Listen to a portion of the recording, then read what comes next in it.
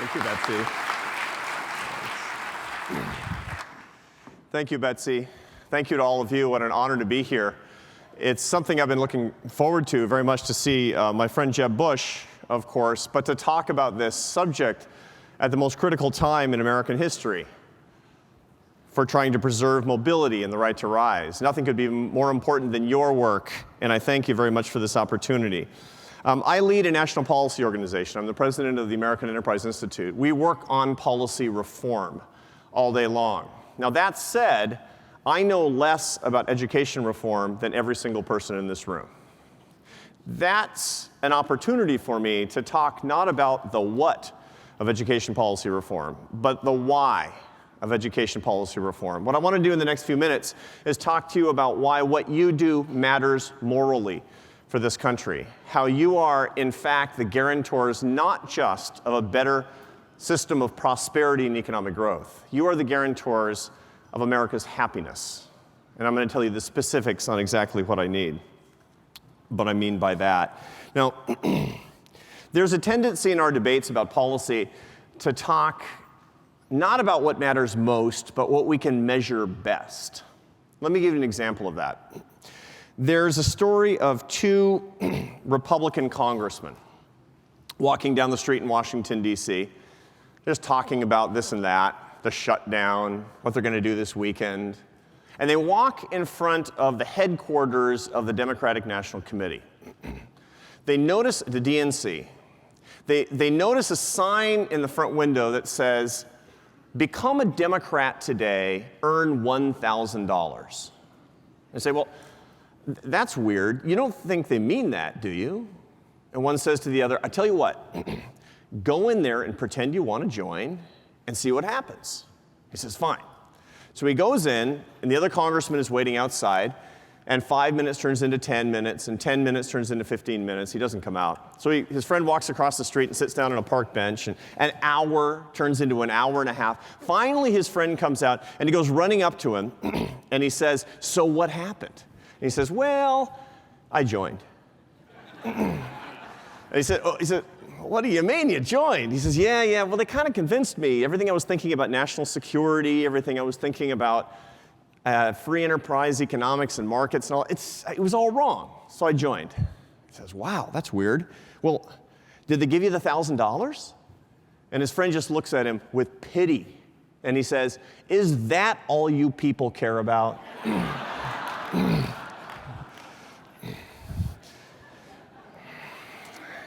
Now, I'm not trying to make a point about partisan politics here today because I realize that there are Republicans and Democrats and independents here. The point I'm trying to make is that in most of the debates that we have about politics and policy today, we're looking at the wrong thing, and the result is we're not getting our message through. What matters most to people about policy? The answer is happiness. Not money, not prosperity, not economic growth, not deficits, not debt, not regulation, but happiness and how to lead a happier life for them, for their neighbors, and most especially for their kids. So here's the question. What brings it? We know the answer. There has been 40 years of research on the subject of human happiness, and we have come to a great deal of specificity of information that tells us what brings human happiness. It basically comes down to three things.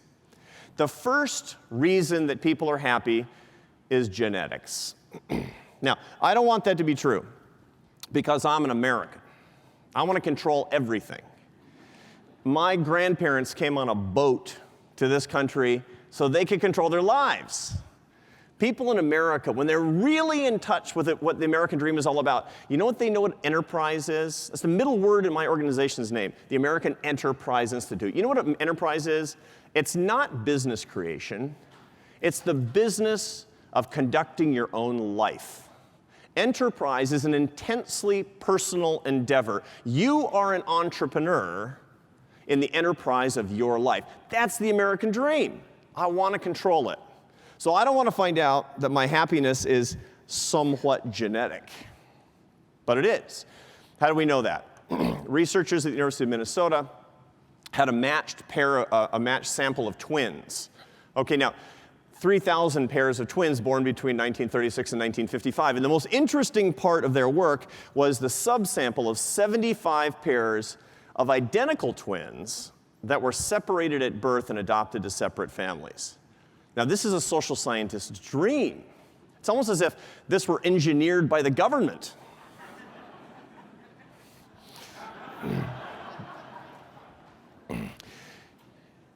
Separated at birth. Now, why does that matter? Because they're genetic carbon copies of each other, but they had different arrangements growing up, and you can use the right statistical techniques to figure out what part of their personality is nature and what part of their personality is nurture.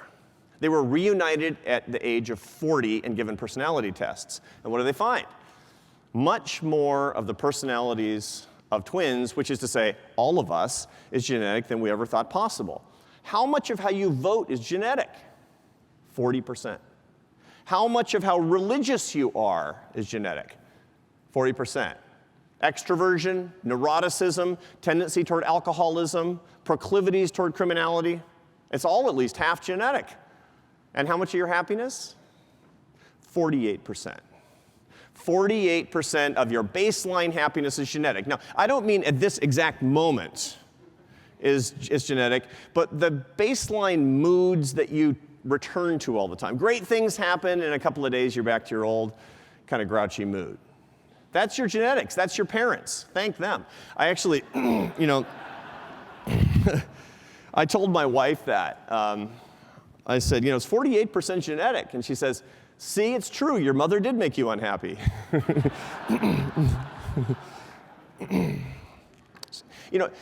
There are people who just are naturally optimistic. You work with, the person you work with in the next office over who's always really cheerful, that's, is very irritating. That's not a special lifestyle trick. That's not somebody who's found the secret to happiness. No. That is genetics. I live with one. My wife is one of those people. My wife's an immigrant. And immigrants tend to be especially optimistic, or they wouldn't have immigrated. That's the magic of immigration. That's why immigration is the secret stuff of the American dream. But it's hard living with an immigrant who's really, not an immigrant per se, but an optimist, right? Let me give you an example, and this is one that will resonate with you as education reform experts. Last December, my wife and I were at an especially difficult and troubling parent-teacher conference. It wasn't going well. Some of you know how this works. Some of you have been on the other side of the table from me and my wife and breaking the bad news about a huge grades problem with one of my teenage sons. And we left the conference and we were in the car and it was this icy silence and I was driving. And finally my wife says, here's how we need to think about it. At least we know he's not cheating.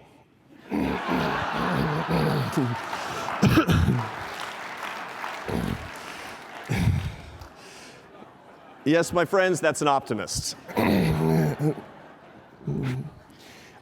Now, 48% is genetic, but there are other innate qualities that are related to genetics, not strictly genetic, but related to it as well. The most interesting of them is gender.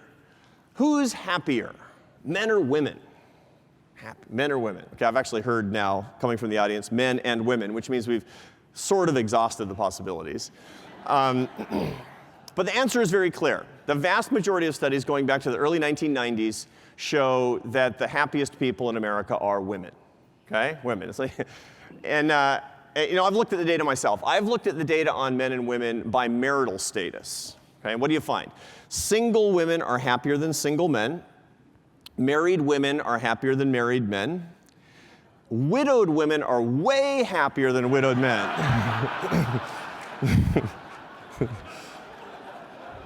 What are you people laughing at? I told that one to my wife, and she goes, no kidding. The only group of women that are unhappier than men are divorced women. And the reason for that is that typically divorced women have custody of children, and they're taking care of children and working as single parents, and that's very, very stressful. Anybody who doesn't think that's stressful is not living in the world. So there's an exogenous explanation for that. Typically, under ordinary circumstances, women are happier than men, and I'll let you speculate as to the why.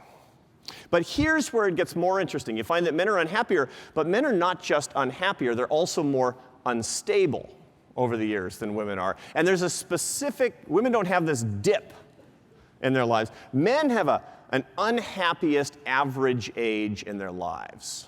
Okay? When do you think that is? And I've seen the data, I've run the data, I'm completely sure that this is true. What's the average unhappiest age in a man's life? A lot of you said some pretty good answers there. I hear it, you're murmuring out there. 45. 45, right? 45. Now, okay, so how many... I'm losing control here. That's right. That's right. Jeb, you got discipline problems in this group.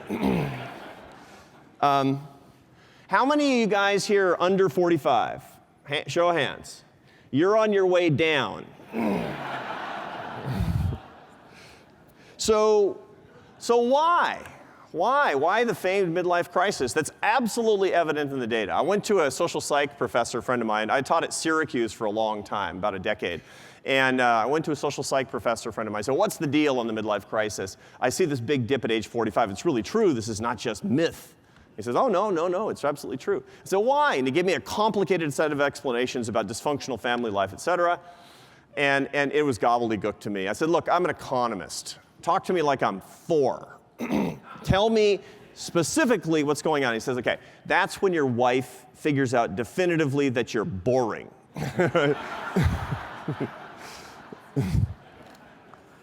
Okay, fair enough, I said, fair enough. But I think there's more to it than that, and I dug into the data myself. And here's basically what you find. It's not all of the 45-year-old guys that are depressed, no. It's a sizable minority of men that are driving the data. So you find that a non-trivial minority of guys are really depressed, and it's pulling down the whole population average around age 45, mid-40s. So then the question is, why? And basically, when you dig into it a little bit, you find that here's the story. For men in particular, women too, but mostly men, life in your 20s and 30s is pretty simple. You want to get ahead? You want to get happy? You want to be successful? You want to prosper? Hit the gas. Work harder. Get a better job. Move if you need to. There's so much possibility out there, ordinarily. So that's a pretty simple formula. The problem is that guys get to their mid-40s, and they've been just charging down the superhighway of life, and they look around and say, I'm on the wrong road. I don't like this superhighway, but I can't stop. I mean, the mortgage payments, maybe the private school tuition, all the debt. I got to keep going. I don't want to. I don't want to be a lawyer, but I can't stop being a lawyer. That's the midlife crisis for the sizable minority of men.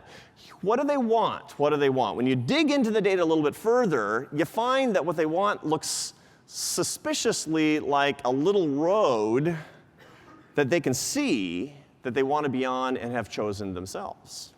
What's on that road? Who's on that road that they chose themselves? The little road next to the superhighway, the one that they found was their path in life. Well, I know who's on that road, and the reason I know who's on that road is because it's me. I got on that road by accident. And I'm going to tell you that story, and it's going to matter to my conclusions in a minute. So you heard in the introduction that I have a non-traditional path to where I am today. It turns out to be the president of a DC think tank typically does not involve being a professional French horn player. Weirdly. So how did it happen? When I was 19, indeed, I dropped out of college. Dropped out, kicked out. We're splitting hairs here. Right.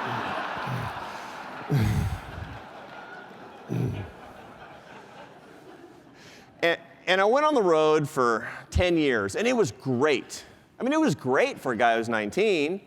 I mean, at one time I drove a van with 4 other guys from Baltimore to San Francisco, only stopping for gas. That's what you do when you're a musician. I played in every state, traveled all the time, and I wound up in the end in the Barcelona Symphony.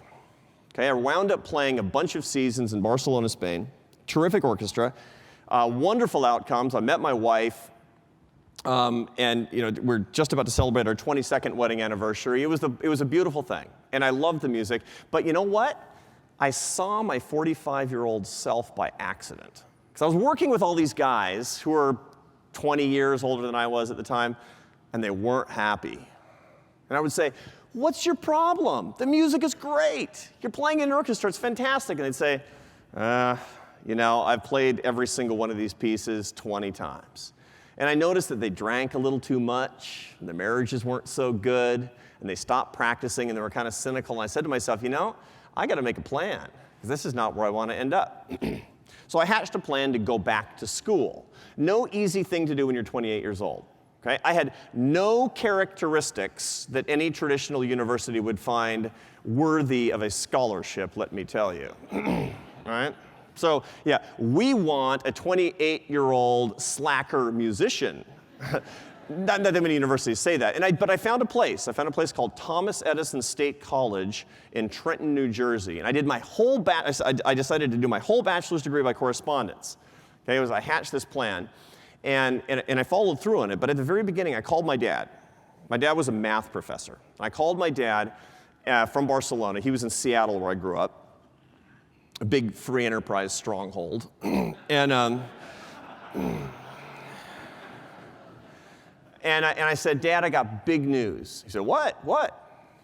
I said, "I'm going to drop out of the orchestra, and I'm going to go back to college. I'm going to change my career. I don't know what I'm going to study. I'm going to study math, or maybe I'll study composition, or I'll study poetry, or literature, or political science, or economics, or it's going to be great. I'm going to use my brain, Dad." And he said, "What are you talking about?" He said, "You've started a family. You're more or less making a living. It's very irresponsible at age 28 to do it. Why?" And I said, "Because, Dad, I don't think I'm going to be happy. I don't think this life is going to make me happy." And there's this long pause. And finally he says, "What makes you so special?"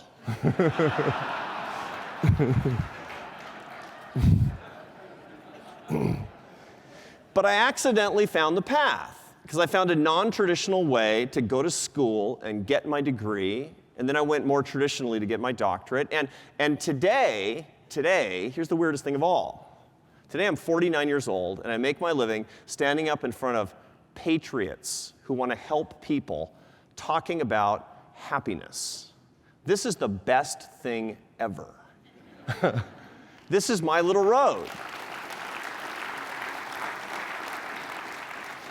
So the question is, how do we find that I found by accident? How do we find it on purpose? And how do we give it to others?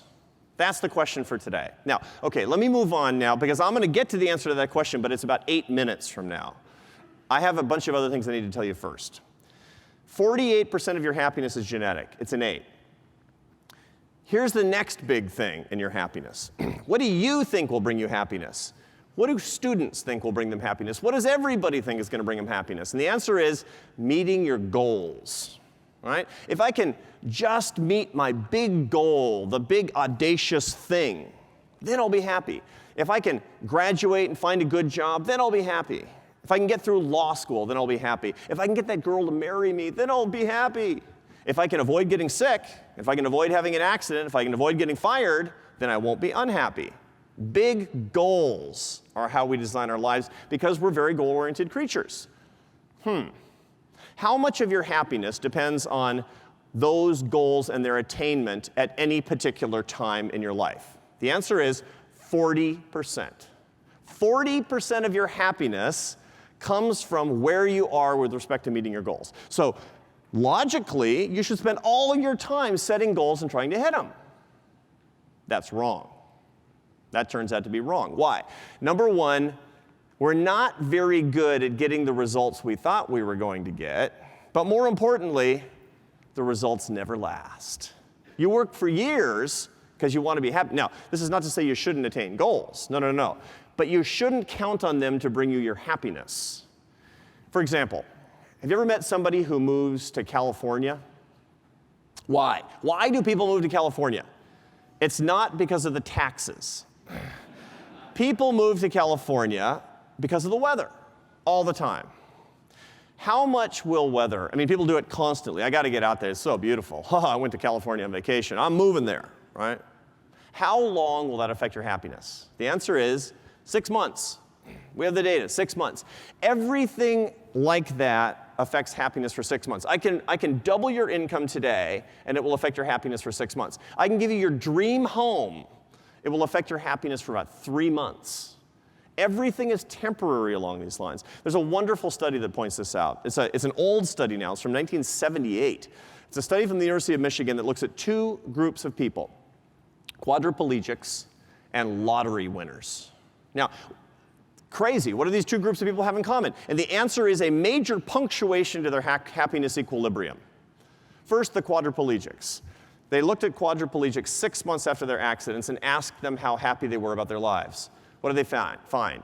6 months after their accidents, their happiness had returned almost all the way to where it was the day before their accidents. Incredible. If I lost the use of my arms and legs, I'd never be happy again. It's wrong. Now, would they give almost anything to get their mobility back? Of course they would. But that is not who they are. Who they are and how happy they are about their lives is something deeper. More interesting is the case of lottery winners. Have you ever played the parlor game where you go around the room with people you've never met to break the ice and you say, if you hit the lottery, what would you do? I've done this before. It's kind of a tiresome thing, but it is a window onto the soul. What do people say? I would spend more time with my family. I would go back to school. I would finally write that book. When guys are trying to impress girls, you know what they say? They say, if I hit the lottery, you know what I'd do? I'd start a foundation. No, you wouldn't. Now, here's what they never say. Here's what people never say. If I hit the lottery, it would be so great. You know what I would do? I think I'd start by buying a bunch of junk I don't want or need. And then I'd get romantically involved with somebody who's using me and who doesn't really love me. And best of all, then the best part, then I'd start a nasty alcoholic spiral. You know, that's what happens. That's what happens. And I have the data, but I don't need to show it to you because you know it. You've heard all the stories again and again and again. And they're not just anecdotes. Why? Why do people wreck their lives after they hit the lottery? This is a great goal for people. People who play the lottery don't play it once. And incidentally, it's usually the same group of people. I'm going to guess that very few of you on the way to the conference this morning stopped to buy a scratch-off lottery ticket. It's a small group of, not very many of you did that. It's a particular group of people that aspirationally thinks of great and sudden wealth. So why is it that things fall apart for them? We know the answer.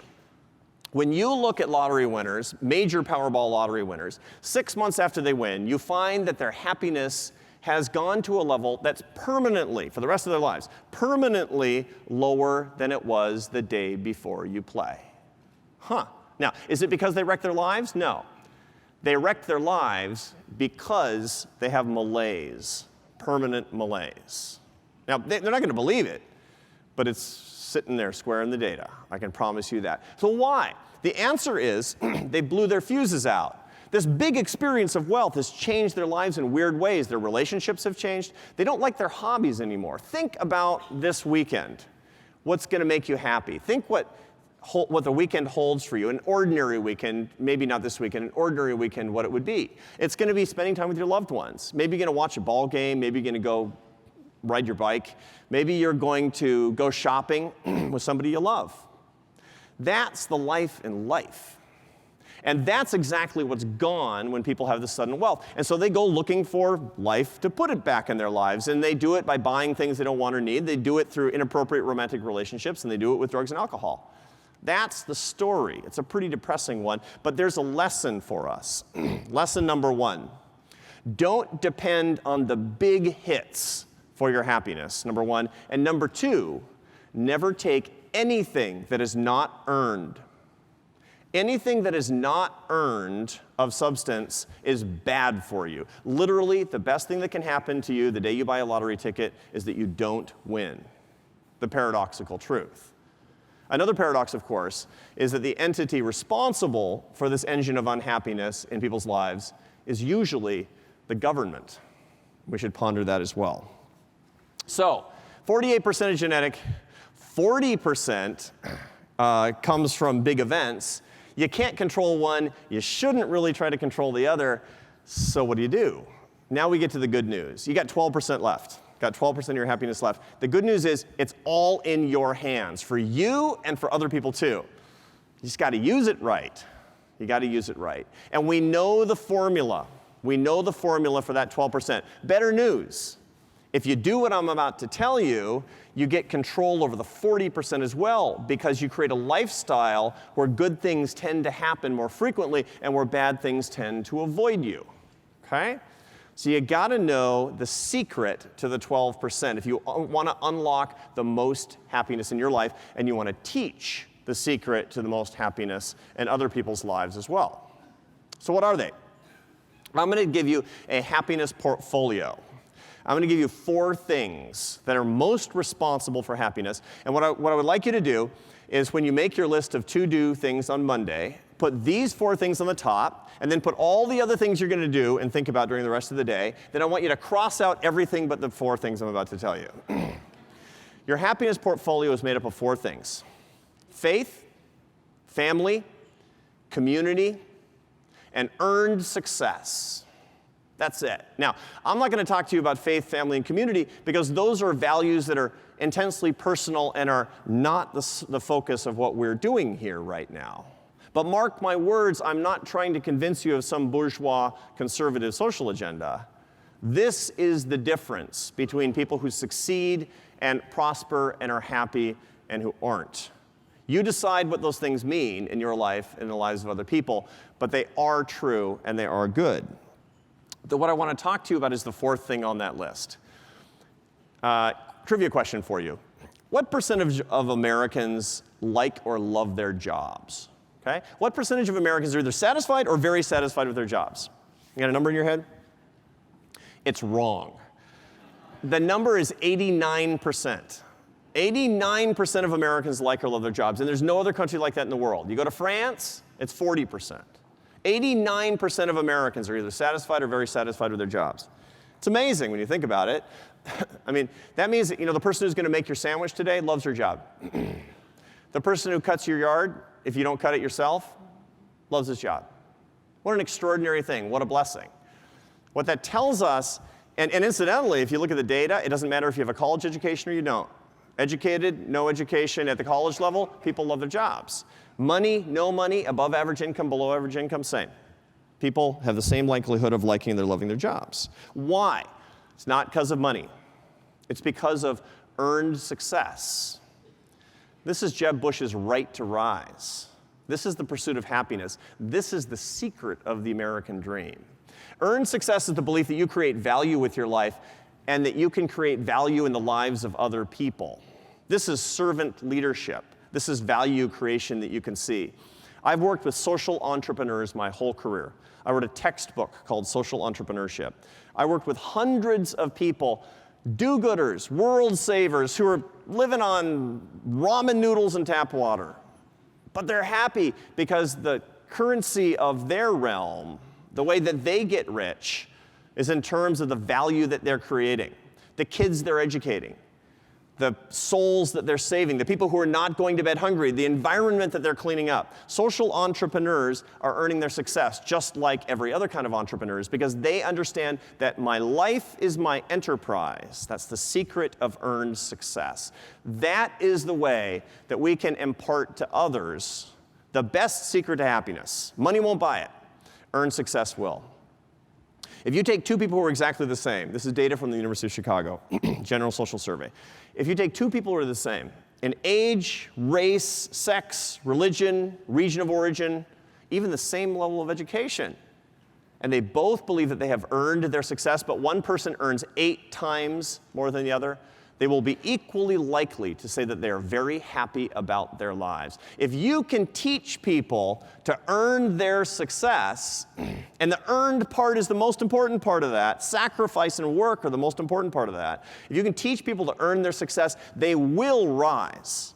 if you teach them to earn their success, they will prosper in the most moral and spiritual ways. That's it. And you know what? We get to do that. That's the beauty of it. We know how to do it. But you got to have two things. Number one, you got to have a system.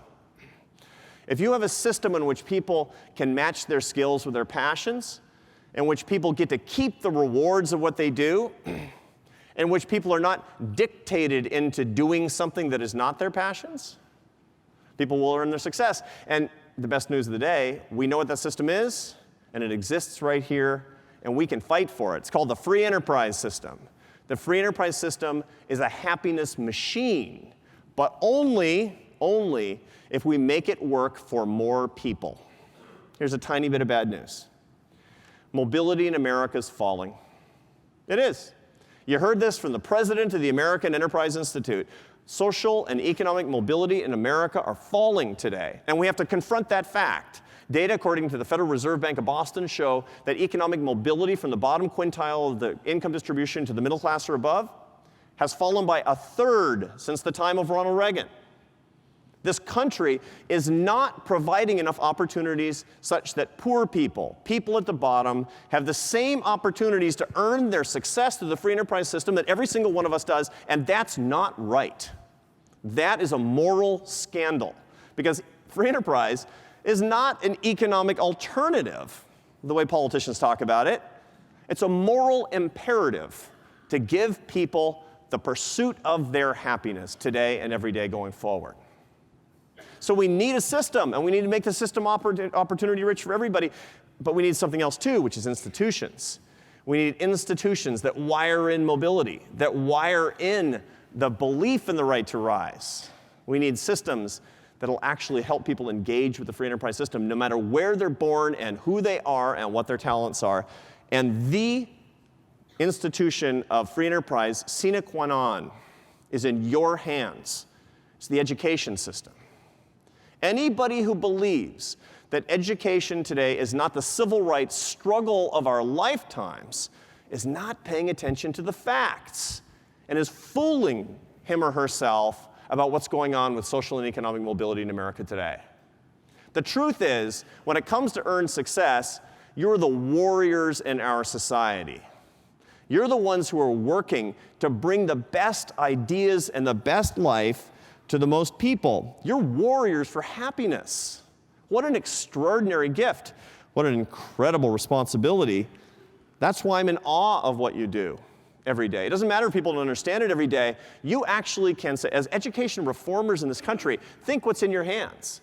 As you examine your conscience when you go to bed tonight, you can say to yourself, and no, very few people can, you can say to yourself, it doesn't matter what people said about my education reform ideas. It doesn't matter if people said I was a free market wingnut. It doesn't matter if people think I'm wrong and I'm trying to bash teachers or whatever they think about me.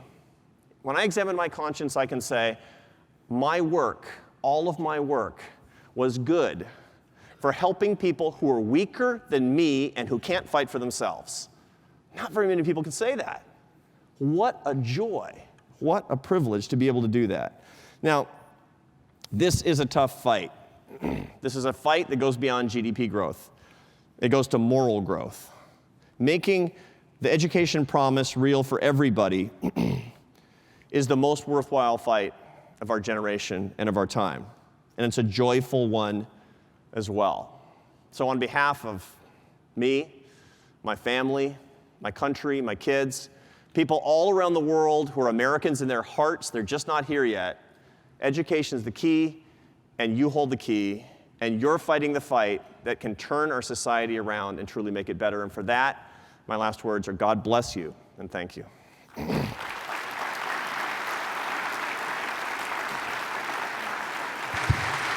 Now, please join us in welcoming back Governor Jeb Bush for a special question and answer session with Dr. Brooks. Thank you. Fantastic. Thanks. Dr. Brooks, thank you so much. Anything going on with your kid? Is he doing the right remedial work at home? Yeah, it's an ongoing project. As you all know, it's The most beautiful challenges and accomplishments are the little ones that you see day to day. This is how we console ourselves. So you're one of the scholars that works at AEI. Dr. Charles Murray has written a book called Coming Apart that talks about 3 of the elements of your 12%, faith, family, and community. And in devastating details, he describes how America has changed, that we're people of less faith, that our communities, the structure of our community life has been torn asunder, and that family life for a whole lot of Americans, not those that are at the top, which family structures are actually almost exactly the same as they were in 1960, irrespective of ideology. Family life is nourishing and loving and strong, but for the rest of America, it has really been torn asunder as well. So how do we get, and I love the earned success, because I think it validates my words to live by, which come from Ben Franklin, which are little strokes fell great oaks. It's doing the little things over and over again. I've tried to teach that to my children. But without the other 3, how can we maintain this culture of people aspiring to a better life, that think that somehow through their hard work they can rise? And thank you for your question. Thank you for your work. I mean, the leadership.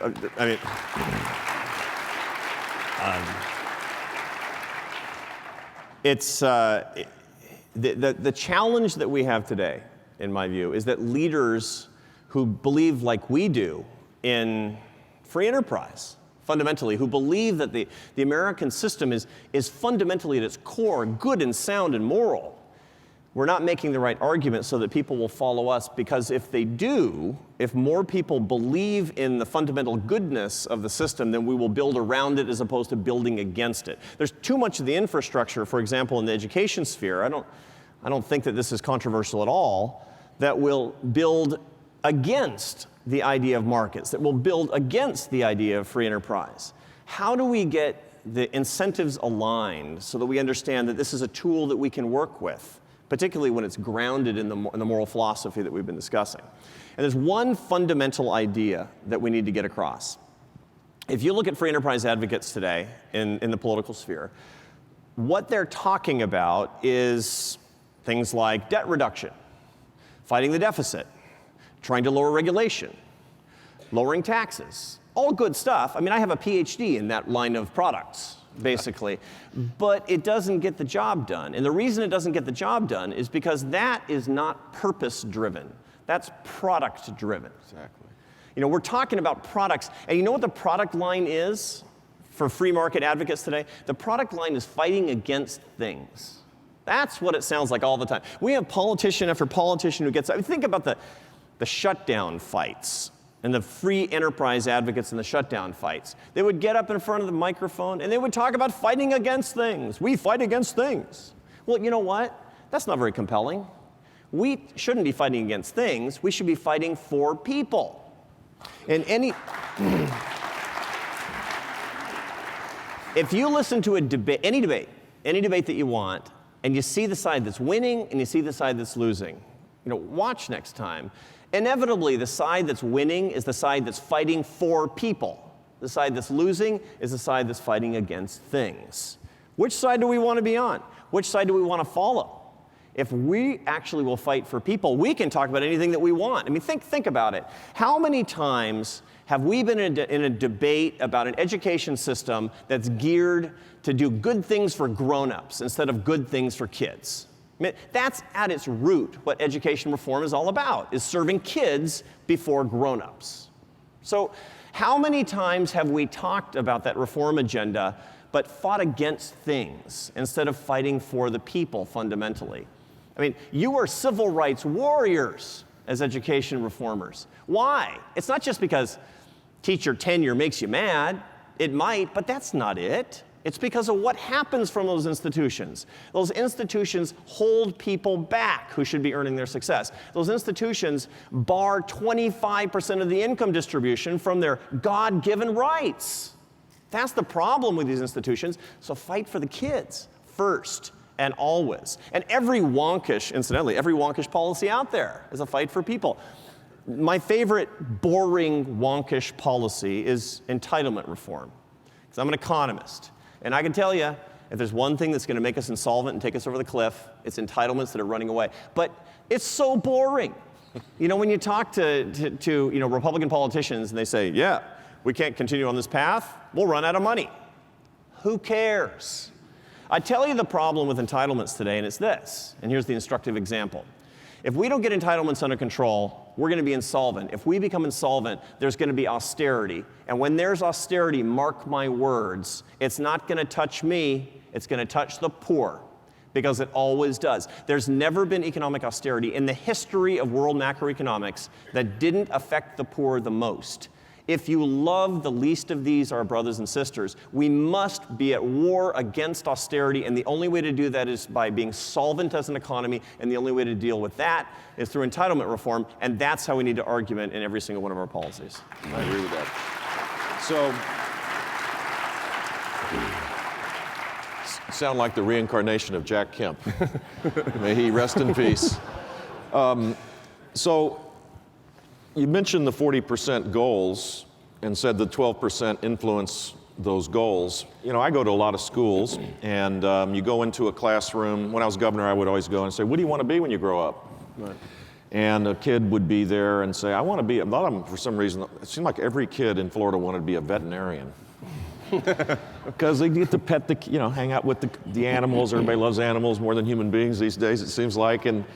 But there didn't seem to be a connection between learning how to read first, and then learning biology and having some higher math skills, and there wasn't like a path so that their goals.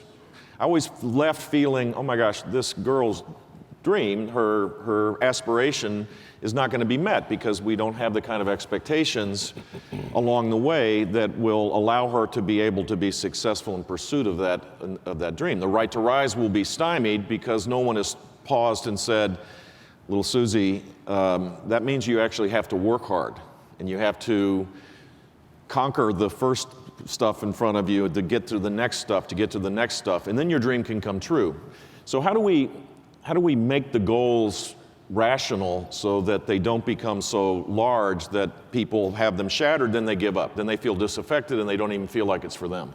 Well, it's a great question, and of course all of us as parents think about that in the case of our own kids too.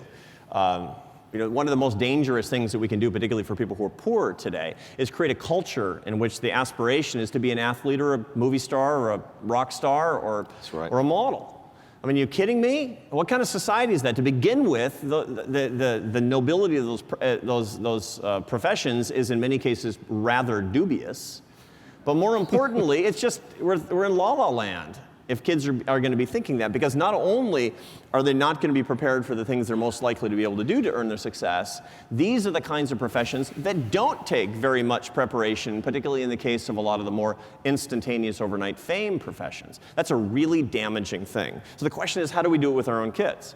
The way that we do it with our own kids is to say, what is the plan for your life? Where are you going to end up? But more importantly, how do you work on that every single day? And the way that you work on that every single day can be as mechanical as, get in there and do your homework. But more importantly, it's the happiness portfolio in the case of the kids. If I just told you the secrets to happiness are faith, family, community, and work, earn success through work. Faith, family, community, and work. What are we doing to instill the happiness portfolio in the day-to-day habits of kids? Because that's the roadmap. Basically, people can have a big goal at the end of the game, but that has to be able to change. If I actually stayed with my goals when I was 16, 17, 18 years old, I'd be living under a bridge right now, probably, right? The truth of the matter is that my life is together today because of my faith, because of my family, because of my friends and what I think about philanthropically, and because of earned success through honest work. And so that's the skills portfolio that I think we need to impart. But so how do you do that in a world where today in America, 40% of the babies brought into the world there's a dad somewhere, but dad's not the husband of mom. maybe living at home, maybe not. The struggles are very different, and we've created this cycle that is quite different than everybody starting. That's why, if you had to pick the one reason why I'm a little obsessive about education reform, it's this particular thing. But people argue against this by saying, well, you can't change these facts. It's not fair to try to change the system to deal with family life being dramatically different. We hear this all the time. It's not fair. The system, the kids that come aren't prepared to learn. The gaps are great from 4-year-old to 5-year-old. And it's now used as an excuse for not changing the system. I would argue that, of course, that we need to radically change the system to deal with this reality, but the reality has to change as well at some point. I don't know what how do you get to historically, has there been times in American history where there's been a spark where we've restored some of these parts of these institutions that do create a more loving environment where people do have a chance to create goals? Yeah, the answer is yes, and there have been at least 4 times in American history when there's been a cultural renewal. A cultural renewal that will ultimately radiate into the education system, but into all different institutions, because we have to have institutions all around us that reinforce these things. The institutions around us are not just the school system, they're the family system, the system in communities, there's a system in churches, there's the system of politics and in leadership. That's the stuff that really matters. Can you give us the 4? And beg your pardon? Can you give us the 4? The four institutions that really matter? No, the 4 cultural changes in American history. Oh, the cultural changes happened after the American Revolution. They happened before the Civil War. They happened between the Civil War and the First World War. And they happened after the Second World War. And we're due. We're due. My friends, we're due. And we're due in terms of the cadence of history. If you look at just to count up the number of years, if you're a numerologist. But we're really due because we're in such moral trouble in this country. And how does it happen? It happens because courageous patriots who know in their hearts that values matter most. It's not politics that matter most. It's not money that matters most. No. It's not technique or laws that matter most. It's culture and values that matter most. Patriots like you stand up and say, we're going to talk about values, and we're not going to be embarrassed about it, and we're not going to be shouted down. We know what leads people to have the best life. We know that, and it's not okay for institutions around us, for politically correct reasons, to say, you can't talk about families. You can't talk about communities. You can't talk about faith. You can't talk about work. The truth of the matter is, if you don't talk about those things, you've consigned 25% of the population permanently to ride in the back of the cart. And that's not just bad economics. I can tell you it is bad economics, but it's not just bad economics. We're morally bereft. You gotta talk about what matters. Imagine if you were politically correct in talking to your kids. I mean, your own children, the ones you love the most. I'm not gonna talk about faith with my kids because I want them to be able to decide for themselves, right? I'm not going to talk about family life. Do your own thing. Who does that? That's terrible parenting. Yet we are leaders. We're not just educational leaders or policy leaders. We're not just economic leaders. We're moral leaders. We've been called to moral leadership. Moral leadership means being truthful all the time with everybody and having courage, taking the responsibility with the hits. Yeah. So you've given me a new set of reading lists to think about this, because I honestly do believe that we need to have a cultural shift in our country, and these don't happen by a 5-point plan, or they don't happen by passing a law. So I asked another smart person that question. He said, read about the Great Awakening. Read about the 1830s in a time when America was dislocated because there was massive movement westward, and everybody was individually kind of pursuing their dreams, and community life was torn asunder, alcoholism was wildly up, and it was Presbyterian ministers in this case that challenged this kind of lack of commitment to bigger things that created the abolition movement, the women's suffrage movement, and the restoration of a sense of stability that comes through community. That didn't happen through politics or any kind of big economic event. It happened by all of us kind of deciding that it was important. And I think that cultural aspect that you talk about in the form of happiness is missing in our efforts a little bit, and it's certainly missing in the political. There are a lot of elected officials here. You know, we disconnect our politics and policymaking from this really broader issue that's a lot harder. Yeah, and that's because, again, talking about what matters is hard. Talking about what we can count is easy. And that's just, that's what we all do, basically. Now, I had an interesting experience recently, Jeb. You know, many of you have suffered through reading The Wealth of Nations by Adam Smith. I mean, you got to read it, because if you want to understand modern economics, you have to read this Adam Smith's great book, The Wealth of Nations. The one thing that really stands out when you read this book is that it's different than economics today. Economists today do a lot of math, and they write a lot of models, and they're not really involved with the economy very much. It's very theoretical. You read The Wealth of Nations. When he wanted to understand how industrial life worked, he went to a factory and walked around. He would say, there's a famous passage where he went to a pin factory to see how specialization, the division of labor, were more efficient than one person doing everything. And he has this long passage about how you make pins, push pins. And it occurred to me as I read and reread that, I'm not doing that enough when it comes to building a society that serves the least among us better. So I'm in the process of doing site visits to these places that are off the map for people who are vulnerable. Really, I mean, places politicians don't go, either because they don't have to or because they don't want to. Either because the people in these areas are gonna vote for them anyway, or because they'll never vote for them. And so they're off the known map. Prostitutes, drug addicts, ex-felons, homeless people. And one of the interesting things when you go to these places and you talk to them and you ask them, what do you need? And what did you need when you were a kid that you didn't get? And you ask them this, you find out that in our political discourse and in our policy discourse today, we're lacking the fundamental ideas. So one of the things that you find is that on the political left, there's the belief that all people need is relief. They need stuff. There's this profoundly materialistic view that we need to redistribute things to people and give them more money, okay? On the right, you find that people think that, it's like, you think of a Republican politician going up to, a little girl living with her mother in a car and saying, sweetheart, you know what you need to do? You need to start a small business.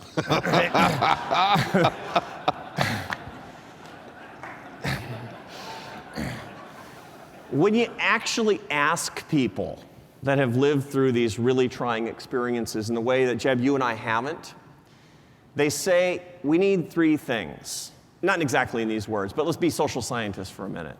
We need transformation, relief, and opportunity in that order. Transformation, relief, and opportunity. And transformation starts with culture. Transformation is faith, family, community, and work.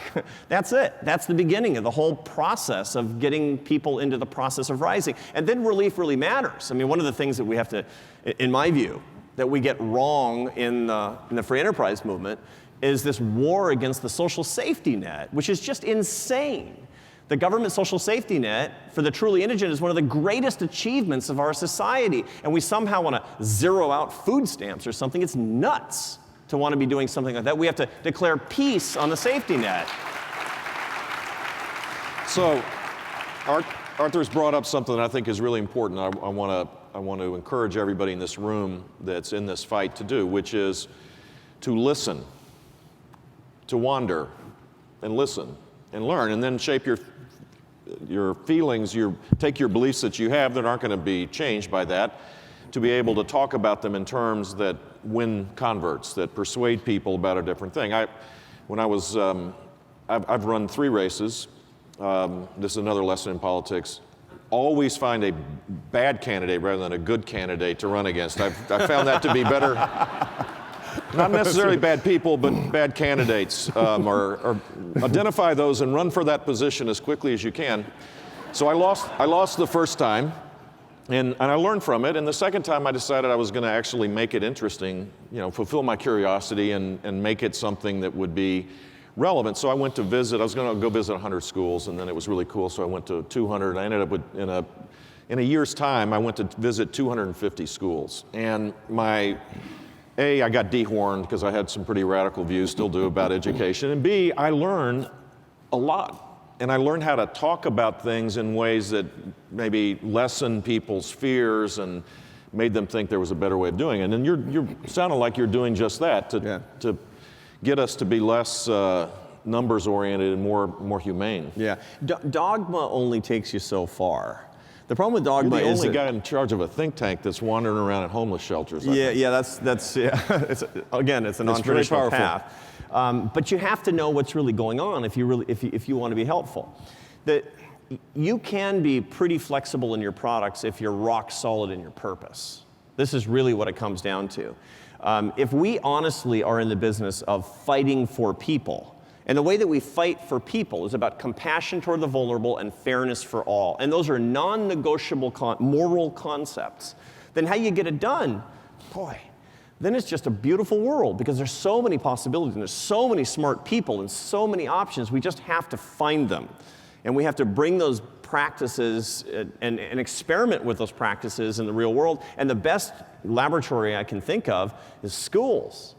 Boy, oh boy. I mean, there's so many options and so many ways to do it, and more and more and more, there are visionaries out there that actually will make it so. I mean, think about the sword you had in your hand when you were governor of Florida. When you're basically saying, you got a good idea? I will fight to make sure that you can to test your good idea out. There's more and more of an environment like that. We can't let the moment pass, because if we do, the window will close, and we won't be the victims. The ones who will be the victims are the most vulnerable members of society. So how do we, there's a bunch of paycheck Americans that are, three quarters of Americans are 1 or 2 paychecks away from like bad news. Right.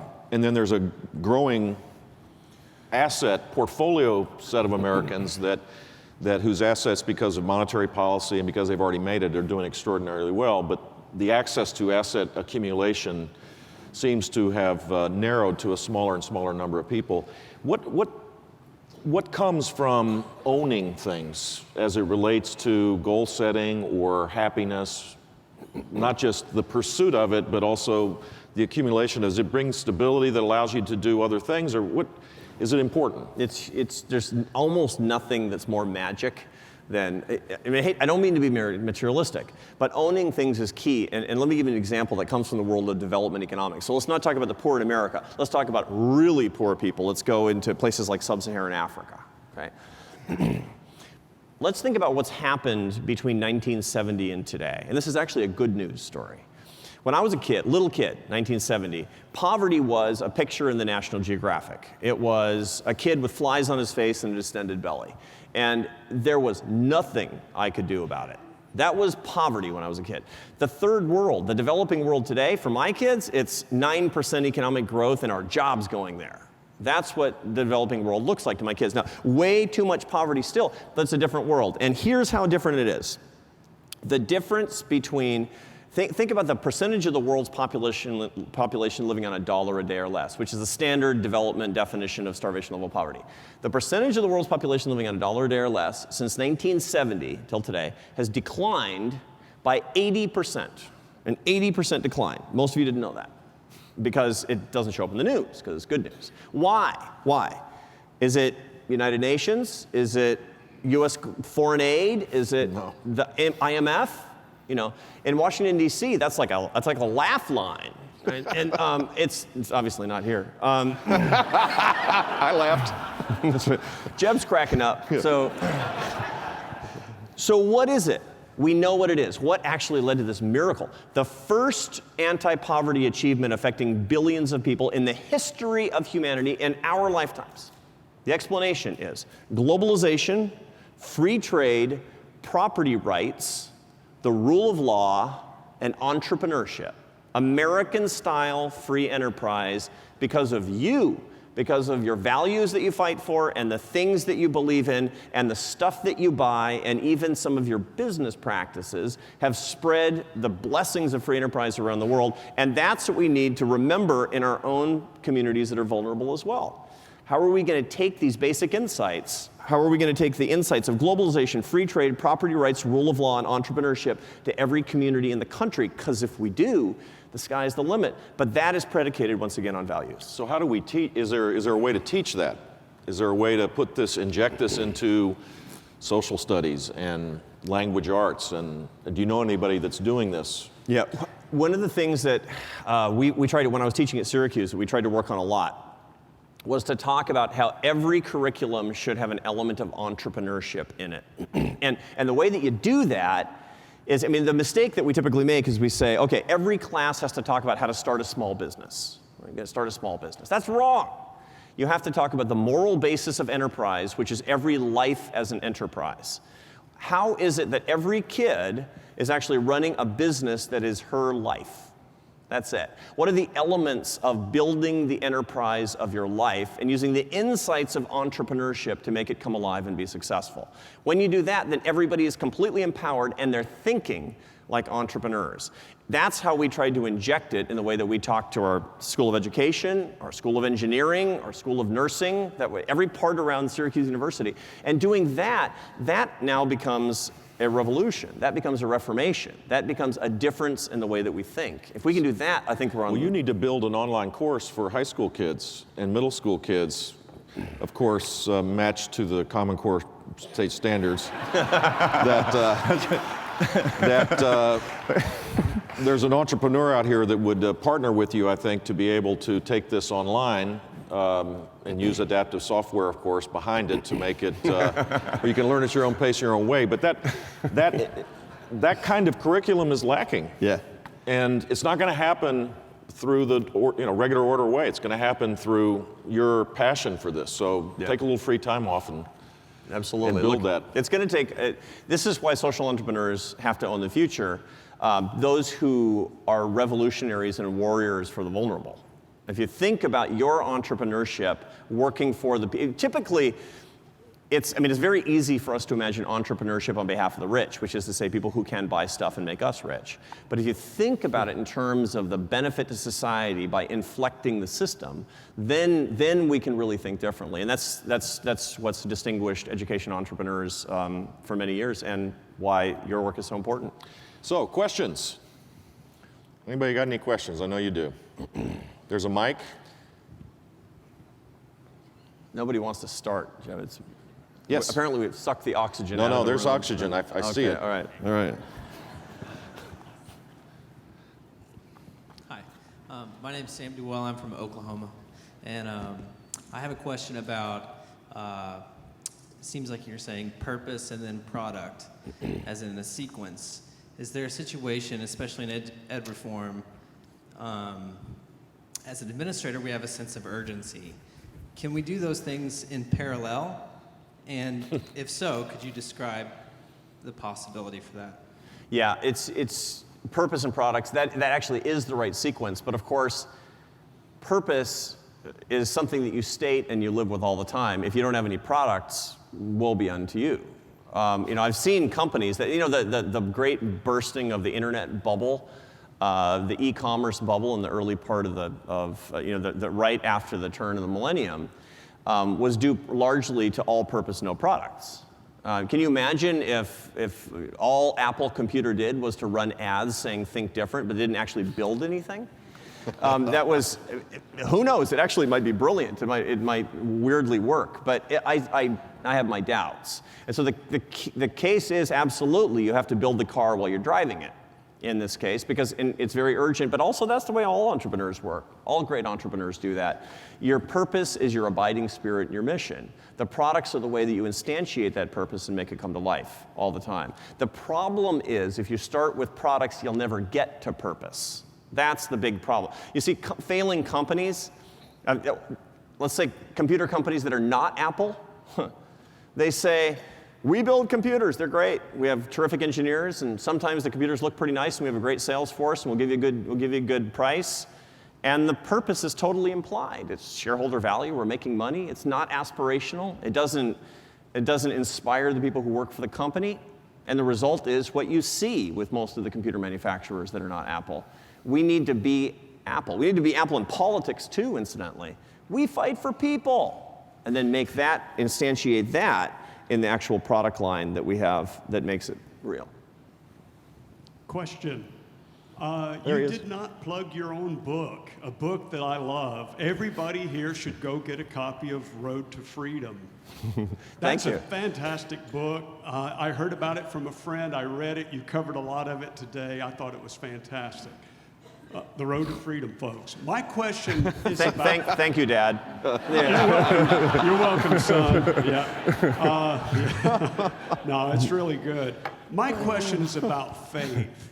You know, one of your 4 tenets there. I struggle with that. I'm amazed today at what passes for faith.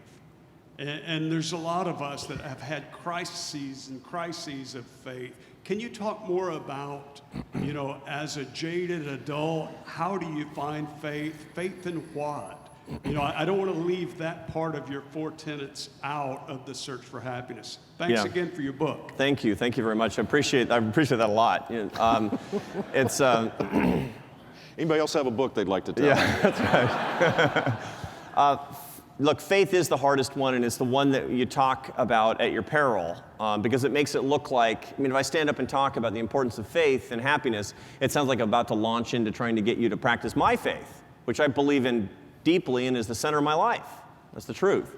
But what you find empirically, what you find in the data, is that a sense of the transcendental and the very struggle you're talking about to achieve the transcendental is what we mean by that. If you leave the transcendental, the non-materialistic out of the equation, you're missing a bunch of life. And that's the thing we have to keep in mind. At AEI, you know, 75-year-old free market think tank, we have this big collaboration coming up next February with the Dalai Lama. Dalai Lama is coming to AEI, and we're going to discuss the morality of free market capitalism. Okay, now, it's crazy. Why is he coming to AEI? The answer is because we talk about the morality of the free enterprise system. We talk about these particular issues, and we're going to talk specifically about the sense of the transcendental. I'm a Catholic. He's a Buddhist. Really? Yeah. It turns out. That's right. But we have this common understanding of the fact that if you, let me back up just for 2 seconds, and here's what I'm trying to say. The greatest tyranny that we can possibly endure is materialism. Materialism has 2 parts to it. That everything can be bought with money and stuff, and that it's all done after the here and now. That is earthly and transcendental materialism, real tyrannies to quality of life for people. Now, how are you going to secularism, rampant secularism, and by that I don't mean the separation of church and state. I mean militant secularism that says that faith truly isn't important and must be kept out of all discussions of values, and the idea that redistribution is the be-all and end-all to all of our social ills is the essence of the materialistic lifestyle. That's what's keeping people down. That's what we have to get away from. So I would say this, it is your very struggle that is the beginning of your bliss when it comes to faith itself, and that's what we need to pass on, is the process of discovery that you've outlined. Great answer.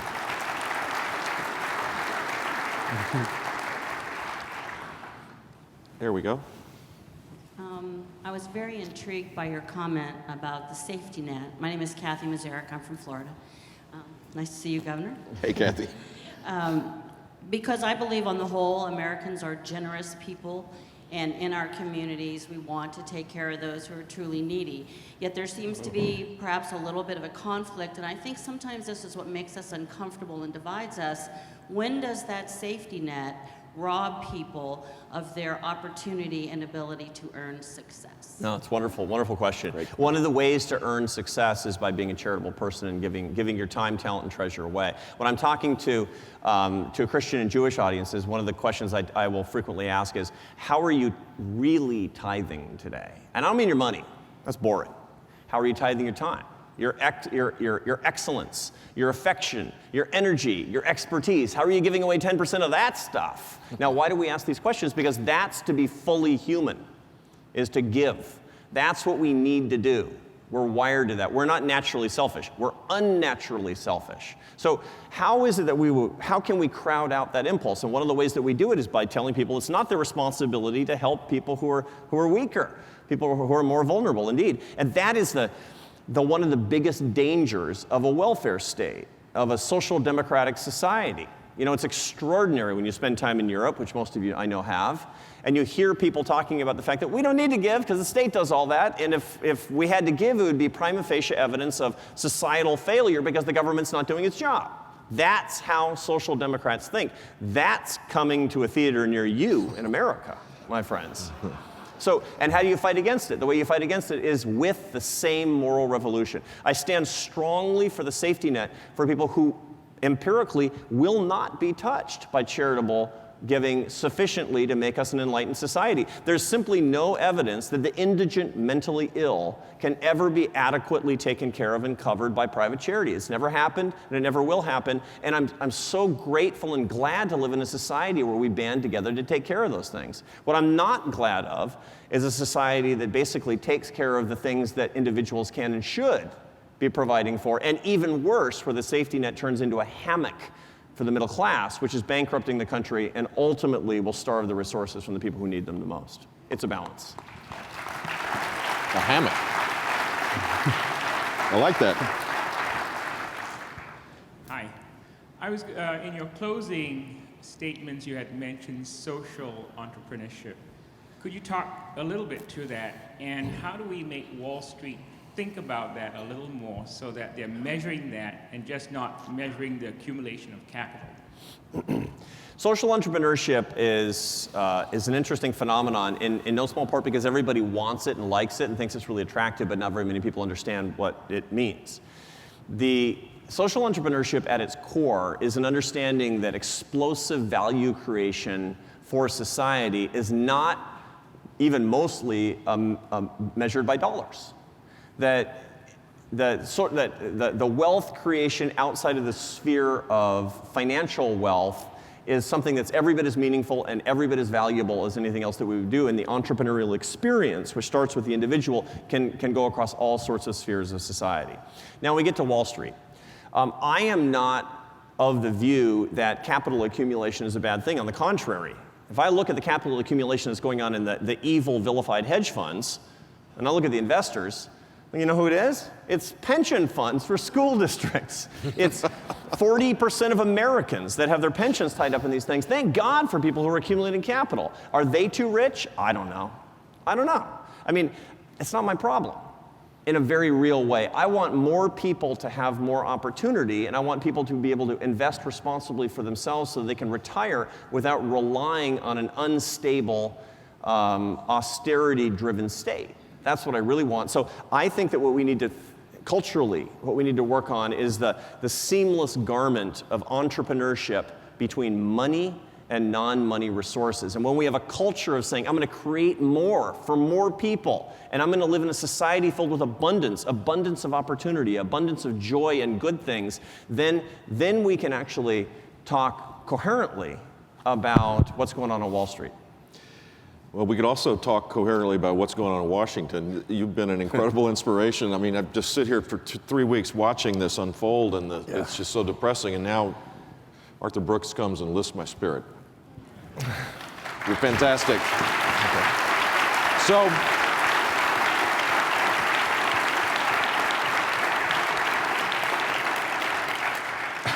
what book are you reading? Not other than yours, of course. Yeah, that's right. You want to repeat that one? I've read that one. I usually have about 9 books going on at one time. Part of the reason is because I run a think tank and I have to read everything that's being written every day by AEI scholars. But I'm gonna recommend 2 books by AEI scholars if you want to understand how these ideas work in America and how these ideas work around the world. The first is the one that Jeb mentioned, which is Coming Apart by Charles Murray. Coming Apart talks about the growing class divide in America. It doesn't come to solutions. It's got, I think, 19 chapters. The reason it doesn't come to solutions on how we can bridge the gap, break down classism as an act of global brotherhood is because the 20th chapter, the solutions, are you. You're the 20th chapter of that book. And I would ask you, if you read that, to think of yourself writing the 20th chapter of that book and making it come to life in your laboratories. The second is a book that you will not have heard of. It's a Yale University Press book by Leon Aaron called Roads to the Temple. That's a book about the real story of the dissolution of the Soviet Empire. And what it is a cultural study of how the moral foundations of Soviet communism ultimately collapsed. It goes chapter and verse. It talks about the social compact that led millions, hundreds of millions of people, largely to accept the premise of statism, of collectivism, but little by little by little, to see that the dignity of the individual could not survive under those circumstances, and how when the moral foundations were kicked out, a reformation occurred, and it was that very reformation at the micro level that took down that regime. Now, I'm not saying that that's what we have in America today, but if we have the mentality of every one of us being a dissident poet, then we can actually start to create the sort of social change that we care about the most. And I think you'll enjoy the books very much. Thank you for your talk, and thanks for the conversation. Thank you for what you're doing. Fantastic. Thank you, man. Thanks a lot. Hey, fantastic. Thanks a lot.